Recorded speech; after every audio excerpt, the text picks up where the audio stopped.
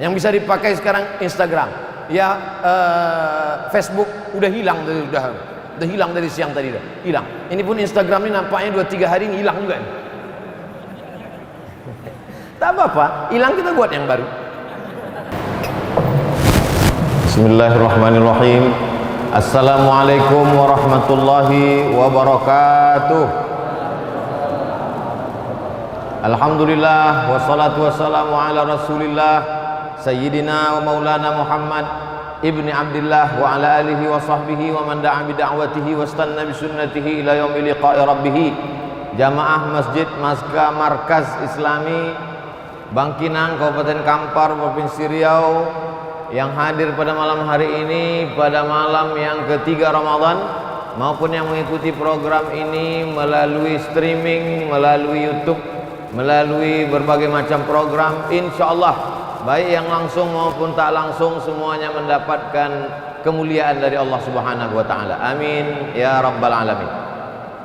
Man qama Ramadan, siapa yang menghidupkan malam Ramadan imanan wahtisaban, hanya karena iman kepada Allah dan hanya karena mengharapkan balasan dari Allah bukan yang lain, ghufira lahu ma taqaddama min dzambih, maka diampunkan dosa-dosanya yang lalu. Di antara cara menghidupkan malam Ramadan, salat maghrib berjamaah, salat isya berjamaah, setelah itu tarawih, setelah itu witir, setelah itu tadarus atau kajian, setelah itu istirahat sejenak tidur, lalu kemudian bangun malam, sholat sunat wudu, sholat sunat taubat, sholat sunat hajat, sholat sunat tahajud, sholat sunat mutlak, memperbanyak zikir, istighfar, tahmid, tahlil, lalu kemudian sholawat, afdalul zikri la ilaha illallah Muhammadur Rasulullah. Itulah diantara yang diajarkan sunnah Rasulullah SAW, supaya malam-malam ini tetap mendapatkan qiyam. Qiyam artinya tegak, artinya tidak memejamkan mata. Kalau bulan-bulan sebelumnya kita sibuk dengan tidur, maka pada malam-malam bulan Ramadan ini dihidupkan dengan amal-amal.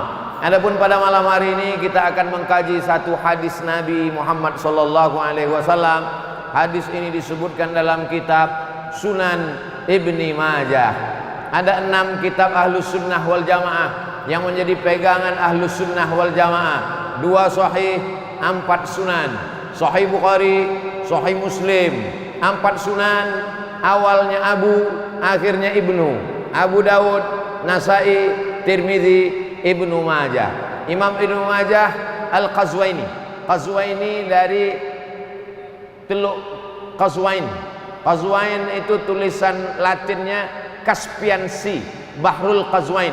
Bahrul Qazwain itu sekarang terletak di antara Azerbaijan dengan Rusia. Begitulah Islam. Kalau kau berilmu walaupun bukan orang Arab, maka engkau akan tetap dikenang sepanjang zaman. Imam Ibnu Majah Al-Qazwaini menulis satu kitab, isinya sunnah-sunnah Rasulullah. Kalau satu sunnah, kalau 2 sunnatani, kalau banyak sunan. Sunan karena di dalamnya ada hadis-hadis Nabi, sunnah-sunnah Rasulullah sallallahu alaihi wasallam. Adapun hadis yang akan kita kaji malam ini terdapat dalam kitab Sunan Ibnu Majah, diriwayatkan dari sahabat Nabi bernama Abdus Syams, Abdu hamba, Syams matahari. Abdus Syams hamba matahari. Nama ini tak baik, mengandung syirik, maka dirubah Nabi namanya menjadi Abdurrahman. Nama ayahnya Sakhar, nama kampungnya di Yaman Daus, maka nama lengkapnya Abdurrahman bin Sakhar Ad-Dausi. Dia masuk Islam pada tahun ke-7, terlambat masuk Islam. Yang lain masuk Islam ketika di Makkah, yang lain masuk Islam menjelang hijrah. Dia masuk Islam setelah 7 tahun pindah ke kota Al-Madinah Al-Munawwarah. Datang dia dari Yaman, menyeberang sampai ke Madinah, menjumpai Nabi, masuk Islam. Tapi walaupun dia terlambat masuk Islam, dia bersama Nabi hanya 3 tahun saja. Masuk Islam tahun ke-7, Nabi meninggal tahun ke-11 bulan Rabiul Awal. Hanya 3 tahun 3 bulan. Tapi hadis yang paling banyak direwayatkan oleh sahabat Nabi adalah Abu Hurairah. Dia Abdurrahman, tapi karena selalu membawa anak kucing, maka Nabi memanggilnya ya Abahir. wahai engkau orang yang selalu membawa kucing, karena dia orang yang punya berhati lembut, penyayang kepada binatang. Ya Abahir, wahai engkau orang yang sayang kepada kucing. Maka populerlah nama dia dengan nama Abu Hurairah. Nabi SAW sebelum menyampaikan hadis di atas pasir, man bassata ridaahu, siapa yang mau membentangkan sorbannya, kata Nabi, ke atas pasir ini, hatta ulqiya maqalati hadza, sampai ku sampaikan hadisku ini, fala yansa ma sami'a minni abada. Siapa yang mau membentangkan sorbannya, ku sampaikan hadis-hadisku ini, maka dia tidak akan lupa apa yang dia dengar sampai dia mati. Mendengar hadis itu langsung Abu Hurairah membentangkan sorbannya, lalu Nabi menyampaikan hadis-hadis. Setelah itu dia menggulungnya, maka sejak itu dia tak lupa hadis-hadis yang disampaikan Nabi Muhammad SAW. Itu salah satu mukjizat Nabi, bahwa hadisnya terjaga, terpelihara sampai hari ini, sampai hari kiamat, karena sahabat itu diberikan kekuatan akal, kecerdasan di antara sahabat-sahabat. Walaupun Abu Hurairah sahabat yang paling banyak meriwayatkan hadis, tapi dia mengaku ada orang yang lebih banyak lagi hafalannya daripada aku. Siapa dia? Abdullah bin Amr bin As radhiyallahu anhuma. Ada gubernur Mesir, sahabat Nabi, namanya Amr bin As. Amr bin As punya anak laki-laki namanya Abdullah. Abdullah bin Amr bin As radhiyallahu anhuma. Aku banyak menghafal, kata Abu Hurairah, tapi Abdullah bin Amr bin As lebih banyak lagi hafalannya. Kenapa? Li'annahu la yaktub wa ana la aktub. Li'annahu yaktub, karena dia menulis sedangkan aku tidak menulis. Suatu ketika orang-orang Arab berkata, kenapalah engkau tulis hadis itu wahai Abdullah bin Amr bin As? Kenapa kau tulis hadis-hadis Nabi itu? Datanglah Abdullah bin Amr bin As menjumpai Nabi Muhammad SAW. Ya Rasulullah, mereka berkata, kenapa kau tulis? Apakah yang ada yang perlu kutulis, ada yang tak perlu kutulis? Apa kata Nabi SAW? Uktub, tulis. Wallahi, demi Allah, ma yakhruju minhu illa haq. Semua yang keluar dari mulutku ini hak. Tulislah. Itu menunjukkan bahwa ada sahabat Nabi itu yang mengingat dengan akalnya, Abu Hurairah. Tapi ada sahabat Nabi itu yang mengingat dengan akal dan tulisannya. Itulah dia Abdullah bin Amr bin As dan sahabat-sahabat yang lain. Zaman sekarang umat Islam menjaga hadis tidak dengan akalnya, tidak pula dengan mulutnya, cukup dengan handphonenya. Sehingga ketika handphone itu hilang, hadis itu pun hilang juga. Jamaah yang dimuliakan Allah Subhanahu wa taala. Hadisnya dalam Sunan Ibnu Majah, diriwayatkan oleh sahabat Nabi Abdurrahman bin Sakhar Ad-Dausi Abu Hurairah radhiyallahu anhu. Status hadisnya hadisun hasan. Hadis yang paling tinggi sahih, di bawah sahih hasan, di bawah hasan dhaif. Sahih dengan hasan tak ada ikhtilaf antar ulama, boleh dijadikan dalil hukum. Dhaif 5 syaratnya baru boleh diriwayatkan. Bukan dalam masalah halal haram, bukan dalam masalah akidah, tidak ada periwayatnya yang kadzab, pendusta, penipu, pembohong, masih bernaung di bawah hadis sahih, dan dia untuk fadail a'mal. Kalau ada ustaz yang berceramah, Ramadan ini awaluhu rahmah, awsatuhu maghfirah, akhiruhu itqum minan nar. 10 pertama rahmat, 10 kedua ampunan, 10 ketiga jauh dari api neraka. Hadisnya dhaif, tapi masih cukup 5 syarat. Dia bukan dalam masalah halal haram, dia bukan dalam masalah akidah, masih bernaung di bawah hadis sahih, tidak ada periwayatnya yang kadzab, pendusta, penipu, pembohong, dan dia untuk fadail a'mal. Maka silakan. Allahumma barik lana fima razaqtana wa qina azaban nar. Hadis dhaif, tapi masih boleh diamalkan karena masih cukup 5 syarat. Tidak dalam masalah halal haram, bukan dalam masalah akidah, tidak ada periwayatnya yang kadzab, pendusta, penipu, pembohong, dan dia masih bernaung di bawah hadis sahih untuk fadail a'mal. Allahumma laka sumtu wa bika amantu ala rizqika aftartu bi rahmatika ya arhamar rahimin. Hadis dhaif, tapi masih boleh diamalkan karena bukan dalam masalah halal haram, bukan dalam masalah akidah, tidak ada periwayatnya yang kadzab, penipu, pendusta, pembohong, dan dia masih bernaung di bawah hadis sahih dan untuk fadail a'mal. Kenapa Ustaz ulang-ulang sampai 3 kali? Biar ingat. Diulang aja tak ingat, apalagi tak diulang. Adapun hadis yang akan kita kaji malam ini adalah inna mimma yalhaqul mu'min min amalihi wa hasanatihi ba'da mautihi. Di antara amal yang tetap menyertai seorang mukmin walaupun dia sudah mati, dicabut malaikat maut nyawanya, masuk dia ke liang lahat, dimakan cacing tanah, tapi amalnya tetap mengalir. Dalam hadis ini ada 7 yang tetap mengalir. Bagi yang mencatat, anak-anak sekolah, 7 amal tetap mengalir setelah mati menghadap Allah Subhanahu wa ta'ala. Yang pertama, ilman 'allamahu wa nasyarahu, ilmu yang diajarkan dan disebarkan. Cobalah tengoknya adilnya Nabi Muhammad SAW. Seandainya Nabi mengatakan yang mengalir itu hanya ilmu yang diajarkan, betapa sedihnya kita yang bukan buya, bukan kiai, bukan tuan guru, bukan alim ulama, bukan profesor doktor, bukan buya. Kami tak pernah mengajar, tapi di situ dibuatnya 2. Allamahu wa nasyarahu. Bukan mengajar saja, tapi ada satu lagi, nasyarahu. Apa arti nasyarahu? Share. Yang sanggup mengajar, mengajar. Tak sanggup mengajar, share. Share saja ilmu ini banyak-banyak. Like and share. Banyak sebarkan. Begitulah hebatnya. Dia bukan ustadz, bukan alim ulama, tapi ikut merekam kajian malam ini dengan kamera. Yang resmi 2, yang tak resmi banyak. Dia sebarkan. Maka itu pun ikut dalam kategori allamahu wa nasyarahu.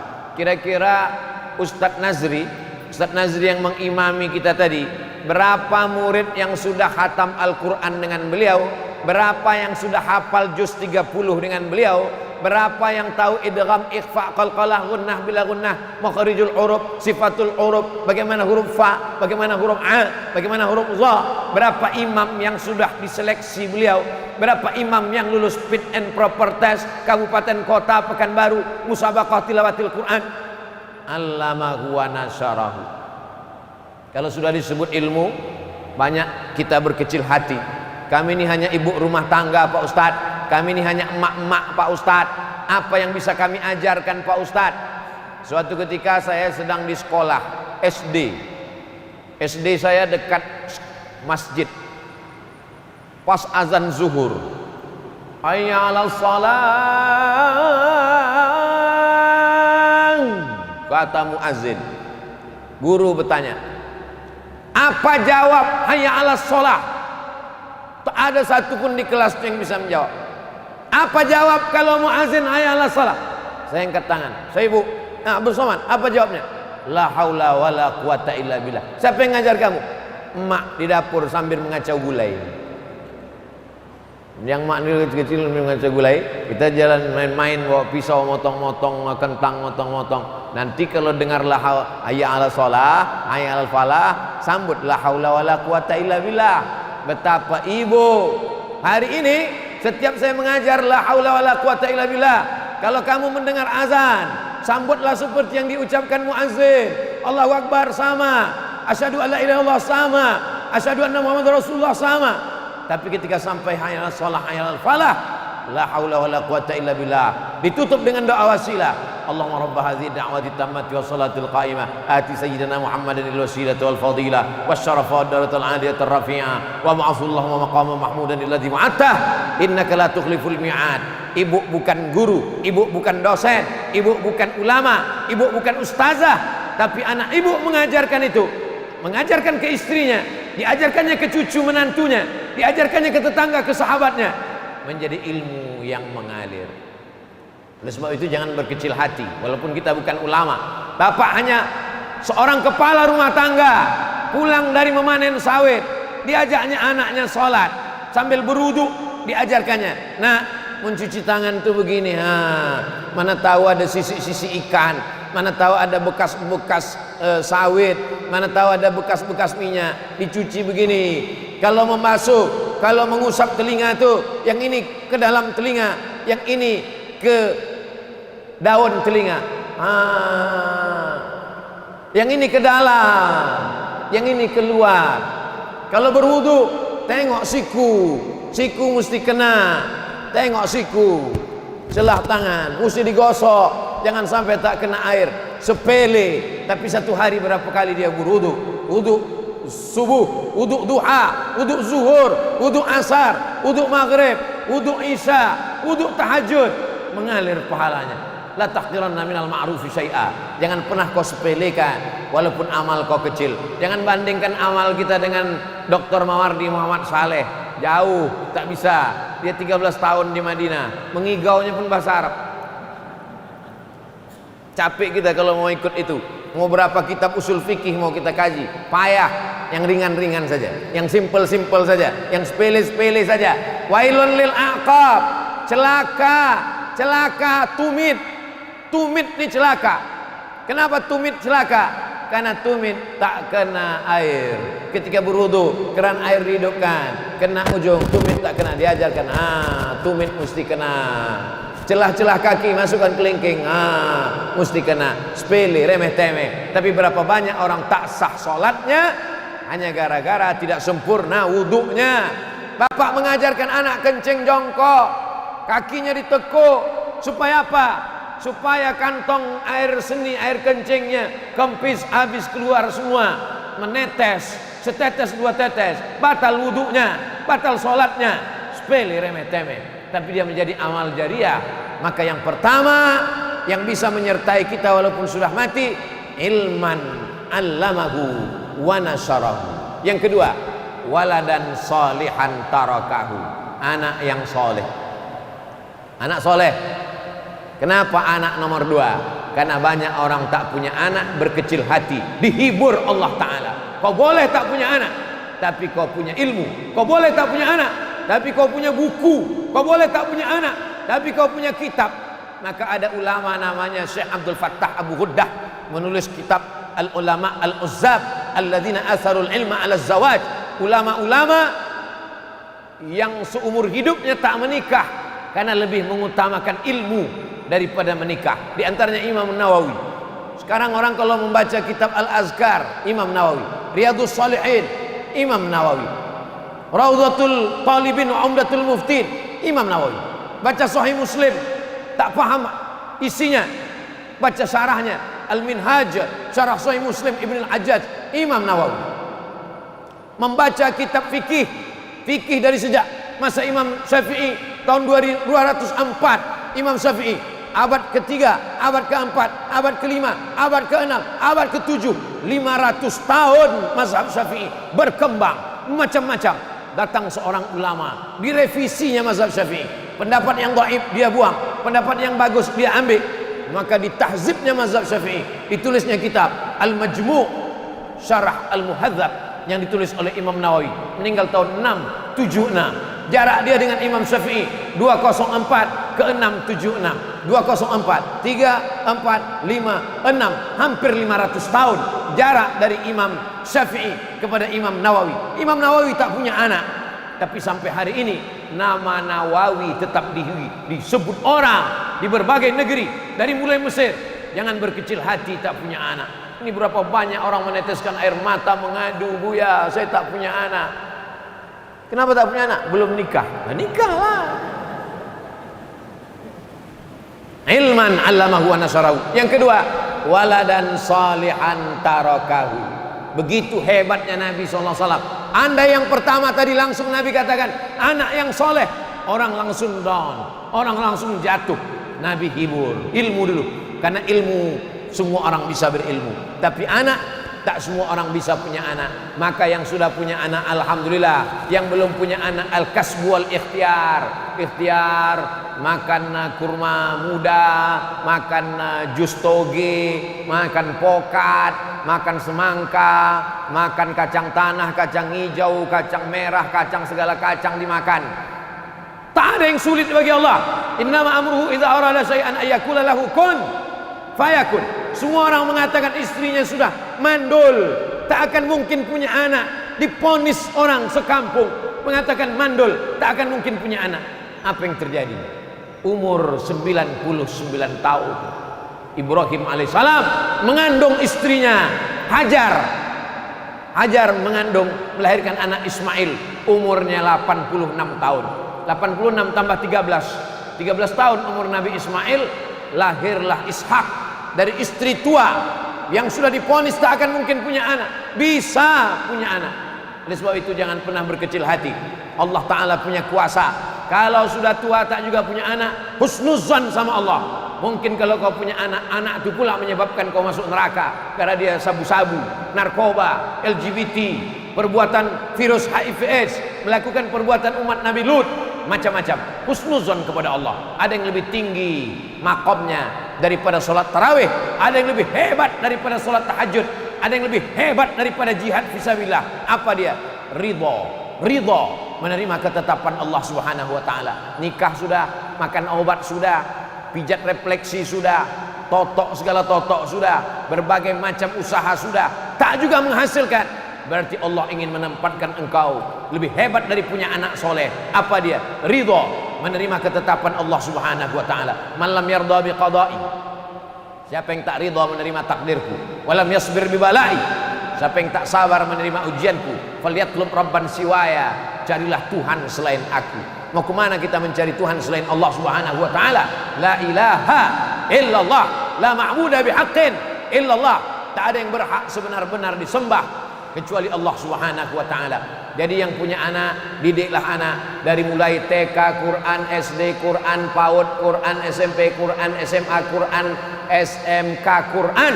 Adapun kuliahnya terserah dia mau jadi apapun. Yang penting waladan salihan tarakahu, meninggalkan anak-anak yang soleh. Apa kata B.J. Habibie, Bahruddin Yusuf Habibie, orang yang IQ-nya lebih tinggi daripada Einstein, yang hebat, lebih tinggi lagi B.J. Habibie. Tapi di akhir hayatnya apa kata dia? Kalau bolehlah aku kembali muda, kalau bolehlah waktu itu berlalu, itu bisa mundur lagi, aku akan belajar agama Islam. Dia tetap ahli pesawat, tapi dia belajar agama Islam. Tapi mantan presiden kita B.J. Habibie itu hebat. Walaupun dia bukan ahli agama Islam, tapi berapa perjuangan dia untuk Islam. Ikatan Cendekiawan Muslim Indonesia, slogan Imtak dan Imtek. Imtak iman dan takwa, Iptek ilmu pengetahuan dan teknologi. Dialah yang menggelorakan otak boleh Jerman, hatinya tetap Makkah, hatinya tetap la ilaha illallah Muhammad Rasulullah sallallahu alaihi wasallam. Ustaz anaknya kuliah di mana? Sains teknologi, jurusan komputer. Muhammad Mustafa A'zami, MM A'zami, mendapat gelar doktor dari Cambridge University, Inggris, membela Islam dari serangan-serangan orientalis. Tapi anaknya tidak jurusan hadis, anaknya bukan jurusan tafsir, anaknya bukan jurusan usul fikih, anaknya belajar komputer di Amerika. Lalu orang pun komen, masa anak profesor ahli hadis belajar di Amerika? Dia memang belajar komputer, tapi yang dia buat apa? Dia menjadi seorang programmer. Dulu orang kalau mau mencari hadis, buka Sahih Bukhari, tak dapat. Buka Sahih Muslim, tak dapat. Buka Sunan Abi Daud, tak dapat. Buka Sunan Nasai, tak dapat. Buka Sunan Tirmidzi, tak dapat. Buka Sunan Ibnu Majah, tak dapat. Buka Muwatta Malik, tak juga ada. Buka Sunan Ad-Darimi, tak juga ketemu. Buka Musnad Ahmad bin Hanbal, tak juga ketemu. Tutup kitab, hadis tak dapat, debunya dapat. Tapi begitu programmer membuat program Alfiyah 1000 kitab dalam satu CD, satu flash disk, awal dulu dalam bentuk CD Alfiyah, lalu kemudian berkembang menjadi Syamilah, awalnya 3 giga, melompat menjadi 20 giga, menjadi macam-macam sampai tera. Akhirnya orang sekarang tinggal klik, ketemu hadis, copy paste. Berapa anak-anak muda kita yang bukan jurusan tafsir, bukan jurusan hadis, tapi waladan salihan, dia tetap soleh. Pakaiannya memang bukan pakaian ustaz, dia tidak pakai jubah, dia tidak pakai koko, bajunya biasa saja, tapi isi di dalamnya komputer yang untuk memudahkan umat Islam belajar agama Islam. Sekarang orang kalau mau baca Quran tebal sekali. Quran isinya Quran, tajwid, tafsir, asbabun nuzul. Quran, tajwid, tafsir, asbabun nuzul, tebal sekali. Saya menantang anak-anak Kabupaten Kampar, anak-anak muda yang kuliah di UIN, di Fakultas Sains Teknologi. Coba kalian buat Quran digital, cukup dengan satu barcode, satu ayat. Bisa tak kalian buat satu barcode, satu ayat, ketika Quran ini diklikkan barcode-nya, klik langsung keluar suara Ustadz Nazri. Bismillahirrahmanirrahim. Tak pula bisa mirip. Bisa tak kalian buat? Daripada dia baca tafsir tebal tak tentu arah, cukup dengan satu barcode, diklikkan langsung keluar suara Ustadz Nazri. Kalau kebetulan ayat itu tentang fikih, langsung keluar penjelasan Dr. Mawardi Muhammad Saleh. Kalau kebetulan di situ ceramahnya umum, langsung keluar suara Ustadz Abdul Somad. Saya ada juga situ ya, sampai tadi. Bisa tak kalian buat? Tantangan. Andailah saya dosen sains teknologi itu, saya bebankan setiap mahasiswa-mahasiswa, kamu dalam setahun ini kau cari kemanapun Ustadz Mawardi mengajar, di Masjid An-Nur, di Masjid Ar-Rahman, di Masjid Islamic Center, kau buat program digital terkait dengan ayat-ayat hukum, maka tinggal klik orang bisa mendengar. Kalau kau bisa buat, insya Allah nilaimu A. Ini cuman masalahnya dosennya pun tak pengajian. Ini yang jadi masalah ini. Oke lah, kita lanjut, nanti banyak dosen marah. Ilmu sudah, anak soleh sudah. Yang ketiga, mushafan warasahu, mewakafkan mushaf. Apa mushaf itu Pak Ustaz? Quran. Orang selalu minta ambilkan Quran, tolong ambilkan Quran, tolong ambilkan Quran. Kalau orang Arab tidak mengatakan ambilkan Quran, khudh mushaf, karena dia mengatakan itu adalah mushaf, lembaran-lembaran Al-Quran yang tersusun, maka disebut dia dengan mushaf. Quran tak ada bentuk jamaknya, kitab jamaknya kutub, fiha kutubun qayyimah. Tapi Quran tak ada bentuk jamaknya, karena Quran hanya satu. Lalu yang ada itu apa? Itu adalah mushaf, tapi dia tetap la yamassuhu illal mutahharun. Ahlu sunnah wal jamaah, bukan Mu'tazilah. Ahlu sunnah wal jamaah berpegang bahwa memegang mushaf itu pun Hanafi paling tua, Maliki nomor 2, Syafi'i nomor 3, Hambali nomor 4, mesti berwudu. Tapi saya mau menjelaskan bahwa mewakafkan mushaf, alhamdulillah sekarang program-program wakaf mushaf Al-Quran. Berikut ini penyerahan wakaf mushaf Al-Quran sebanyak 1000 eksemplar, disebarkan ke suku Talang, suku Akit, suku Laut, suku Sakai, disebarkan ke desa terpencil. Kami mengantar ke kampung-kampung. Alhamdulillah, luar biasa. Dan Yayasan Tabung Wakaf Umat di Pekanbaru, 16 programnya. Di antara program yang paling banyak diminati orang adalah wakaf Al-Quran. Tapi wakaf Al-Quran ini jangan macam-macam. Ada juga yang mempermain-mainkan wakaf Al-Quran. Akadnya akad wakaf, tapi dia bermain jual beli di sana. Nah, ini mesti hati-hati. Saya wakafkan duit 100.000 untuk beli Al-Quran tunai. Ingat, akadnya akad wakaf. Ternyata harga Quran 35.000. Makin banyak dicetak makin murah. Akad Quran 35.000, akadnya kau katakan wakaf, duitnya kau pakai untuk operasional. Tak betul akadnya, karena kalau wakaf tak boleh hilang. Kalau hilang itu namanya bukan wakaf, itu namanya infak, itu namanya sodakoh. Maka mesti jelas ini akad. Yang membedakan antara jual beli, gadai, pinjam meminjam, letaknya pada akad. Itu maka dalam Islam itu akad fikih itu luar biasa. Jadi nanti kalau ada orang mau program wakaf Al-Quran, silakan wakaf Al-Quran, tapi jelas akadnya. Ingat, banyak orang yang berniat baik, tapi berniat baik ini disalahgunakan oleh orang-orang yang tidak baik. Tapi kita tidak pernah taubat berbuat baik. Jangan sampai hanya karena 1-2 orang yang mempermainkan wakaf, lalu kemudian kita taubat berbuat baik. Saya taubat minum khamar, bagus. Saya taubat berzina, bagus. Saya taubat korupsi, bagus. Saya taubat sedekah, jangan. Ini umat ini banyak sekarang. Taubat saya pengajian Pak Ustaz, jangan. Kita tetap berbuat baik. Maka silakan wakaf Al-Quran. Ustaz Abdul Somad ini cuman ceramah aja, wakaf Quran. Ustaz sendiri pernah tak wakaf Quran? Waktu meninggal almarhumah mak saya wakafkan Al-Quran, kalau tak salah 5.000 eksemplar. Tapi bukan duit saya. Assalamualaikum Pak penerbit Bandung. Waalaikumsalam. saya mau cetak 2000 Quran untuk wakaf mak saya meninggal, boleh tak? Boleh, kata dia. Setelah dicetak, tapi kami tak mau terima duitnya Pak Ustadz. Kirimnya 2000 Al-Quran, kata dia tak usah bayar. Oh, kalau tak usah bayar Pak, tambah lagi 5000, kata saya. Nah, kalau 5000 bayar, katanya. Nah, bayar. Maksud saya 2000 tak bayar, yang 3000 tuh bayar, supaya kalau masuk surga jangan dia aja. Coba kalau kita tak mau dibayar, pas diminta 2000, kata dia jangan bayar, mati. Kebetulan kuburnya dekat, dia mengalir pahala, kita tidak. Setiap pagi, setiap sore, setiap malam Quran itu dibagikan, dikirim pakai pos dari Sabang sampai Papua. Pondok pesantren ke Papua kami kirim, ke Makassar kami kirim, ke Banjar kami kirim. Supaya apa? Pesantren, rumah tahfiz, rumah Quran, anak yatim, fakir miskin, duafa, jompo. Yasin sudah terlalu banyak. Saya singgah ke masjid, ke surau, ke langgar musola, Yasin berserak-serak. Yasinnya udah hancur, fotonya yang ada, foto selfie pula tuh.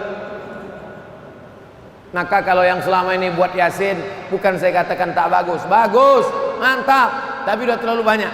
Kalau budgetnya ada 2 juta, belikan Quran 200.000. 1 juta 5 Quran, 2 juta 10 Quran. 1 di rumah anak yatim, 1 di masjid, 1 di surau, 1 di langgar, 1 di musola. Di rumah tetap ada. Jangan sampai di rumah kita tak ada Quran. Mushafan warathahu, mewakafkan Al-Quran. 4, masjidan banahu, membangun masjid. Sanggup bangun masjid dengan duit sendiri, bangun.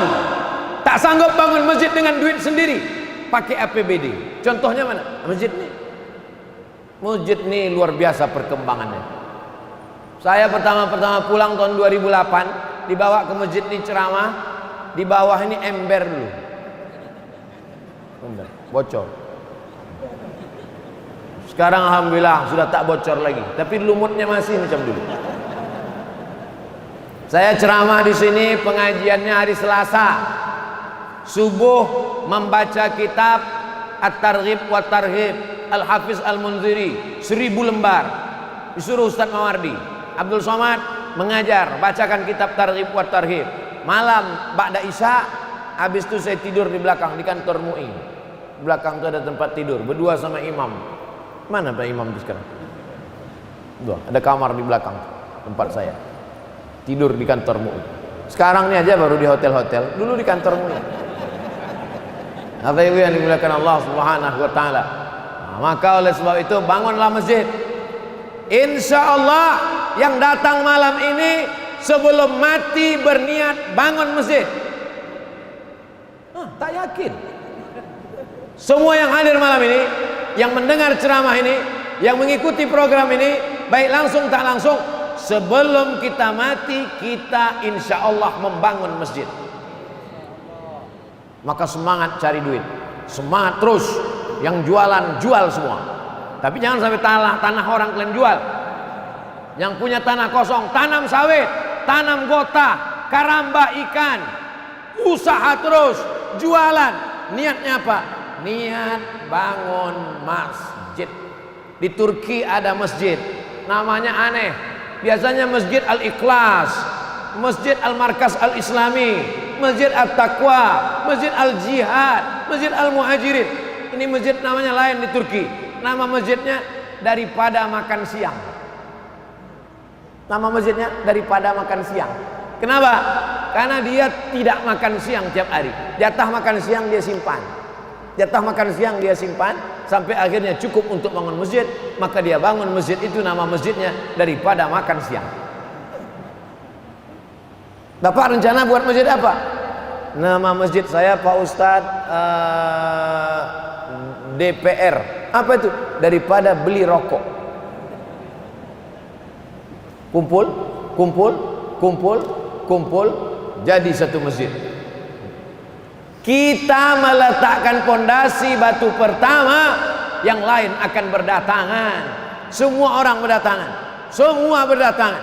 Ketika saya pasang video, ini tanah ini harganya 130.000 per meter.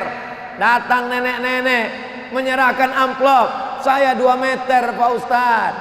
Datang datuk-datuk, untuk saya semeter, anak saya semeter, cucu saya semeter, menantu saya semeter. Ini Pak, ini 260.000 dua untuk istri saya. Tapi 1 meter 130, bini ambo duo katanya. Alhamdulillah. True story, kisah nyata. Artinya apa? Masyarakat sangat ingin mengalir pahalanya. Ustaz, bagaimana ini membangun masjid? Masjid punya Allah, bukan punya kita. Wa innal masajida lillah. Masjid milik Allah Subhanahu wa taala. Itulah mengapa orang Islam ini semangat cari duit, semangat berusaha. Kenapa? Karena targetnya bukan bangun rumah besar. Rumah besar kau bangun tinggal, mobil mewah tinggal. Tapi kalau masjid kau bangun, Masya Allah, tabarakallah. Jadi Pak Ustadz, kalau yang membangun masjid-masjid, anggota dewan bangun masjid pakai duit negara, pejabat, bupati, gubernur, wali kota, presiden membangun masjid pakai duit negara. Kalau dia amanah, insya Allah dia dapat pahalanya. Kalau dia korupsi, insya Allah azabnya 2 kali lipat. Tapi yang dimuliakan Allah Subhanahu wa taala, selama kau jadi kepala dinas, selama kau jadi kejari, kejati, berapa masjid kau bangun di kantor? Selama kau jadi pejabat, berapa masjid kau resmikan? Alhamdulillah Pak Ustaz, setiap saya pindah, setiap pindah bangun masjid. Mantap. Ustaz Somad, nanti kita meresmikan musola. Musola? Kalau musola cari ustaz lain aja lah, kata saya. Ini musolanya lain Pak Ustaz. Jalanlah kami dari kota Jambi, jauh pula, udah jauh musola pula. Di mana nih? Menjumpai Kapolsek. Menjumpai Kapolsek. Rupanya Pak Kapolsek membuat masjid dari iuran para polisi, para jamaah, orang yang urusan, orang yang datang. Jadi satu musola di Polsek. Bayangkan dengan kekuasaan bisa kau mendirikan rumah Allah SWT. Kalau kau bisa bangun dengan duitmu, pakai duitmu. Kalau kau bisa bangun dengan tanda tanganmu, pakai tanda tanganmu. Abdul Somad duit tak ada, tanda tangan tak ada, tapi endorse ada. Pakai endorse. Nah itulah, maka jangan heran kalau Instagram saya itu isinya endorse saja. Yang bisa dipakai sekarang Instagram, ya Facebook udah hilang dari siang tadi dah hilang. Ini pun Instagram ini nampaknya 2-3 hari ini hilang juga. Tak apa-apa, hilang kita buat yang baru. Bapak Ibu yang dimuliakan Allah Subhanahu wa taala, Bapak Ibu dimanapun berada, ini pembebasan tanah masih perlu sekian sak semen, masih perlu batu kerikil, batu bata. Bagi yang ada ke lapangan rezeki, tolong transfer ke nomor berikut ini, mengalir pahalanya. Tentu sedikit banyak, walaupun tak dapat penuh ke atas, penuh ke bawah dapat. Tak mungkin semuanya hanya untuk yang nyumbang. Abdul Somad tak dapat. Mengharapkan sisa-sisa pahala yang diberikan Allah. Yang penting bangun masjid. Saya berniat bangun masjid. Ustaz sendiri udah ada bangun masjid? Insya Allah ada. Tapi taklah semua. Ada 2-3 sak semen, 100 sak semen. Tapi yang dimuliakan Allah Subhanahu wa taala. Yang kelima, baitan libni sabil banahu, membangun rumah untuk anak ibnu sabil. Anak kampung, otaknya cerdas, tapi mau sekolah di Pekanbaru tak bisa. Sewa kos mahal, sebulan 500.000. Ada pula kos 1 bulan sampai 1 juta, pakai AC, kamar sendiri, tempat tidur. Ada orang kaya. Ustaz Somad, saya punya kos-kosan 100 pintu, 3 pintu saya wakafkan untuk anak ibnu sabil. Mantap, inilah yang mengalir. 100 pintu rumah kosmu di daerah Panam, orang kuliah di sana, ada Undri, ada UIN, anak kuliah beribu orang. UIN aja mahasiswanya 30.000 orang. Tidak semuanya anak mampu, sebagiannya tinggal di masjid, sebagiannya mencari rumah kos-kosan. Bayangkan kalau ada kos gratis. Syaratnya cuman kau hafal Quran, berprestasi, IQ-mu tinggi, IP-mu 3,7 sampai 4, silakan tinggal di sini. 100 pintu rumah kos saya Pak Ustaz, 3 saya wakafkan fisabilillah. Mantap. Sampai sekarang belum ada lagi. Bapak Ibu yang dimuliakan Allah Subhanahu wa taala, kalau mau dicari duit, duit juga dapat. Kalau mau cari rumah, rumah juga dapat. Kalau mau cari harta, harta dapat. Tapi akhirat kau tak akan dapat. 100 rumah kosmu, begitu kau mati, anak, menantu, cucu, bini habis mengambilnya, tinggal semua. Tapi ada 3 yang kau buat situ. Rumah, kos, wakaf. Syarat tinggal di sini. Anaknya cerdas, hafal Quran, IP 3,7 sampai 4. Itulah yang akan mengalir karena sudah memudahkan urusan. Lapang alam barzahmu, terang kuburmu. Gara-gara apa? Yang kelima, baitan libnis sabil banahu, membangun rumah untuk anak-anak ibnu sabil. Asal ibnu sabil ini orang putus belanja, datang dari Payakumbuh mau pergi ke Pekanbaru, berhenti di Bangkinang, putus belanja, ibnu sabil namanya. Ibnu sabil ini dapat jatah zakat. Innamas shadaqatu lil fuqara wal masakin wal amilina 'alaiha wal mu'allafati qulubuhum wa fir riqab wal gharimin wa fi sabilillah wa ibnis sabil. Ibnu sabil, ibnu anak sabil jalan, dibacanya Quran. Ibnu sabil anak jalan, anak fang. Apa pula itu ibnu sabil? Ibnu sabil orang yang putus belanja. Sekarang tak bisa lagi karena macam-macam orang jadi penipuan semuanya. Betapa banyak kalau sudah dekat Ramadan anak ibnu sabil bermunculan. Berhenti dia di Masjid Simpang Bingung, dikatakannya dia putus belanja mau pergi ke luar kota. Habis itu naik bis lagi dia dari arah Sekijang, berhenti lagi di Kulim. Itu ajalah kerja dia 2 hari. Mengaku ibnu sabil, penipuan, penjahat, berkedok agama. Tak betul. Tapi kita jangan sampai tobat untuk beramal soleh. Kita buatkan baitan libnis sabil, rumah untuk anak ibnu sabil. Rumah jompo bisa, rumah anak yatim piatu bisa. Udah kusampaikan ya Allah. Memang kusampaikan di Masjid Markas Islami Bangkinang, Kabupaten Kampar, Riau. Tapi video ini ditonton orang seluruhnya. Saudara-saudaraku yang sedang bekerja di Hong Kong, bekerja di Bangkok, bekerja di Saudi Arabia, bekerja di Malaysia, di Brunei Darussalam, kalian buat rumah untuk ibnu sabil di kampung kalian. Buat rumah Quran, rumah Quran.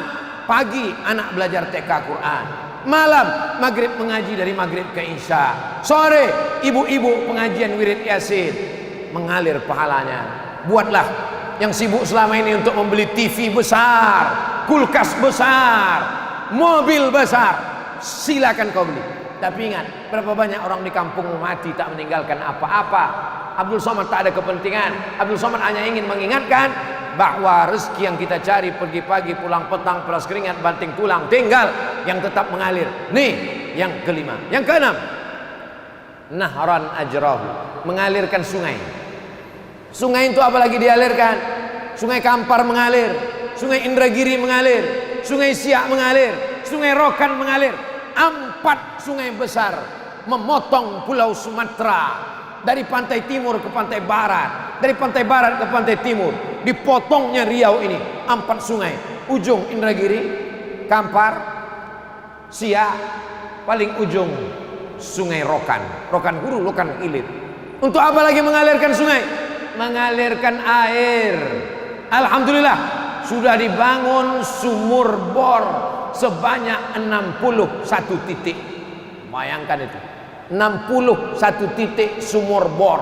Satu sumur bor berapa itu? Tanya orang perumahan, dia yang tahu karena dia banyak buat sumur bor. 61 titik sumur bor sudah dibuat. Siapa yang membuat? Apa namanya Bu ya? KKB, Komunitas Kampar Berbagi. Bukan Nambo muda. Ya Rasulullah, ya ummi matat, emak saya mati, emak saya meninggal. Afa atasaddaqu anha, kalau saya bersedekah untuk emak saya, apakah pahalanya sampai? Kata Nabi, tasaddaq, silakan sedekah engkau untuk almarhumah emak, silakan sampai. Ayu sadaqatu afdal, apa sedekah yang paling afdal? Kata Nabi, sakyul ma, memberi air minum. Sedekah paling afdal memberi air minum. Sedekah yang sudah dikasih mesti diminum. Bismillahirrahmanirrahim.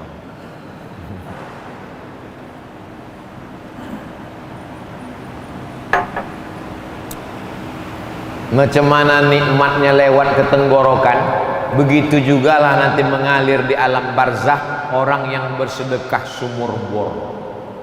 Sanggup buat sumur bor sendiri? Silakan. Pak, buat sumur bor Dayan Surang. Bapak enggak mau sama yang lain? Enggak, saya mau sendiri masuk surga. Yang tak sanggup buat sumur bor sendiri, gotong royong sama-sama. Berapa harga sumur bor?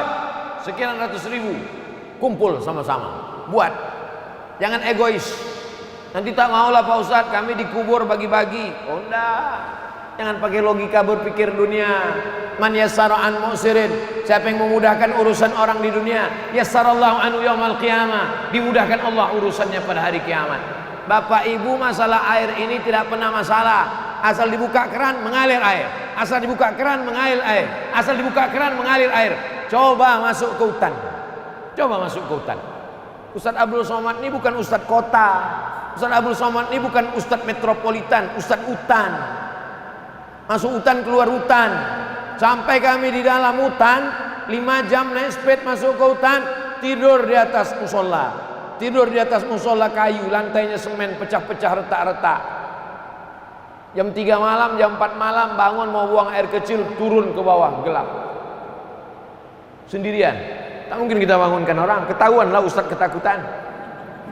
Turun sendiri. Takut hantu Pak Ustadz? Hantu tidak, tapi waktu mau masuk hutan itu tertulis besar-besar, konservasi alam harimau Sumatera.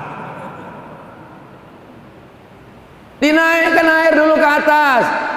Mau pakai diesel, berapa minyaknya? Tak bisa. Oleh sebab itu maka sumur bor ini amat sangat berarti buat saudara-saudara kita di gunung, amat berarti saudara-saudara kita di hutan. Maka siapa yang sudah 61 sumur, kita doakan meningkat terus. Yang mau buat sumur bor silakan datang komunitas Kampar Berbagi. Kami baru saja pulang dari wisata alam surga yang tersembunyi Batu Tilam. Pak Kadesnya ada sekarang di sini. Sengaja tak saya tunjukkan, nanti banyak yang mau wawancara. Bapak Ibu yang dimuliakan Allah Subhanahu wa taala, maka ini peluang kita untuk membuat sumur bor, sumur bor, sumur bor. Pondok pesantren, santrinya 1000, WC-nya 3. Bayangkan berapa yang ngantri.